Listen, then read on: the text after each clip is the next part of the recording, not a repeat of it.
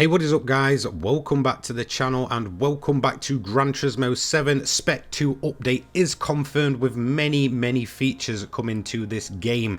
As you can see, we have the likes of Sophy coming in on the PlayStation 5 version. We also have a brand new original track which looks absolutely visually stunning with 3 different layouts called Lake Louise in the Canadian Rockies. We have 7 new cars coming which have all been confirmed, as well as other changes to things like meeting places, the single player content being updated to be weekly challenges. We've got new test licenses coming in.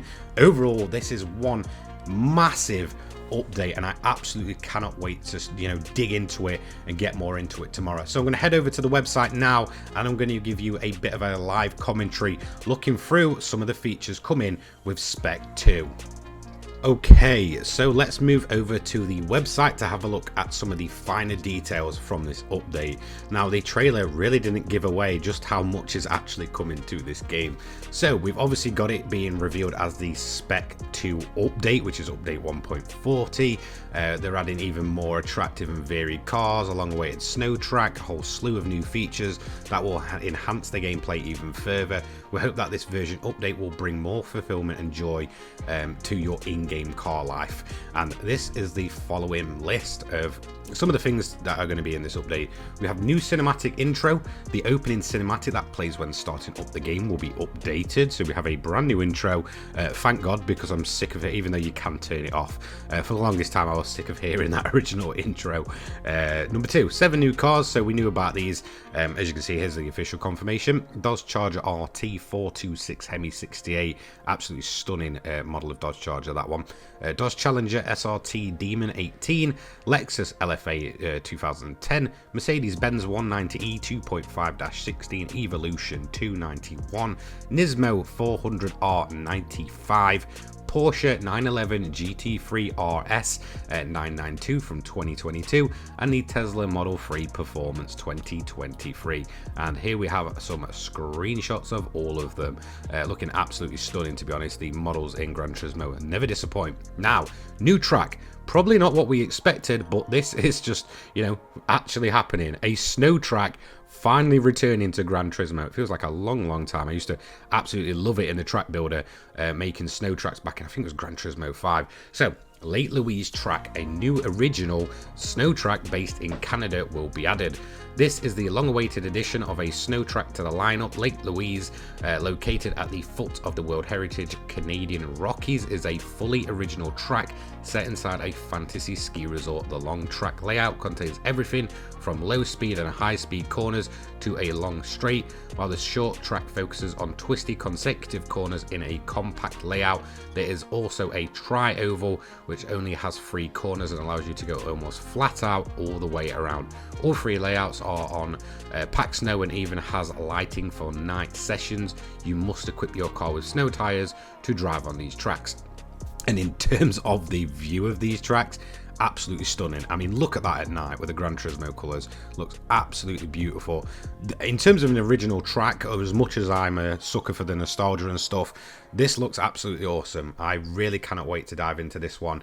I've been wanting sort of snow to return to Gran Turismo for the longest time, and to see it come as a very much stunning original track design is great to see. So honestly, props. I didn't expect this one. It's caught me off guard. I expected maybe a real track to come along, but I really can't complain. It's great to see a snow track involved. 3 extra menus will be added, so you'll have extra menu number 31, road going racers, Lexus for number 32, and Red Bull X Series for number 33. These are just the typical extra menus that we see. Now, this one's quite interesting. A plethora of new challenges, including weekly challenges, will be added, evolving the way you experience World Circuits. The World Circuits Pavilion, where you can take on many different races around Europe, the Americas and Asia, will greatly evolve in Spec 2.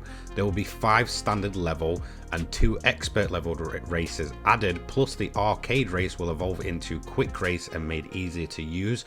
Also, in addition to the standard AI drivers, on the PS5 version it will be possible to race against Gran Turismo Sophy, the prototype racing AI agent, for which development is still ongoing. There will be a new event directory menu that will allow you to easily search for and join races from a list, and there will be new weekly challenges feature that awards you a prize for clearing all the races contained within. The weekly challenges menu will appear after watching the ending movie, and the events will change to a new set every week. So weekly events are coming to Gran Turismo 7. That's a big one by the look of it. Really cannot wait for this. It's really going to refresh the experience of the single player, you know, having them on a rolling weekly basis by the sounds of it. Also, yeah, Sophy AI, PS5 version only. Obviously, it's not going to be possible to get that running on a PS4. You know, sorry anyone on a PS4, but that console's 10 years old now. So it kind of makes sense that, look, that's not going to run on there. It probably only just runs on a PS5, to be quite honest. But yeah, Sophy AI coming, weekly challenges coming as well. Absolutely cannot wait for this. Definitely going to be a refreshing experience each week now. New master license events will be added. This one looks quite interesting. So a master license level will be added to the license center pavilion, where you can learn the basics of sports driving, starting from application of basic controls. 50 new more difficult tests that can be challenged after clearing the normal license test will be added. So we have even more license tests coming. I know a lot of people even despise them, but for me it's a core of any Gran Turismo experience, and you know, having some extra ones in there, it'll be interesting to see what the prize cars are there. By the look of it, at the bottom there you get a ticket or you get a car reward for all gold. So definitely going to be spending a lot of time taking them on and trying to get, you know, even more cars and whatever the hell added. So really cannot wait for that one. Meeting places. It seems like they've got a bit of a you know, change up to these. This one's quite exciting because meeting places were kind of pretty cool at first but faded away so quick, and as you can see, they're changing it up. The meeting place evolves into the paddocks. The meeting place where you can quickly enjoy online racing will evolve into the paddocks, which simulates a parking lot for players, cars. In the paddocks you can text chat with other players and use emoticons to communicate, as well as zoom in on specific cars that players have bought to see them up close, and you'll be able to access this area from the world circuits as well as from the multiplayer pavilion. Finally, they're making some use of these sort of meeting places. That's quite exciting. It looks pretty cool seeing all these cars up close here. You know, it kind of gets people just, you know, chatting and interacting with each other. So if you ever do spot me one of these, just say hello, and yeah, I'm sure I'll say hello back. Up to 4 players will be able to race in split screen, PS5 only. So 2-player split screens now being turned into 4-player split screens, so it does seem like they're focusing on that. I'm assuming they'll probably fix that with this update, I'd assume. I'm not quite sure, but who knows. Obviously that was around since day one, but it's now 4-player split screen. Slower shutter speeds will be added, making race photos even more versatile. Slower shutter speeds will be available on the race photo, so again, we can just take more slower scapes and stuff. Again, we have more scapes locations coming in, so new scapes spots, Polyphony Digital Tokyo office and players' favourites. A new scapes collection will be added.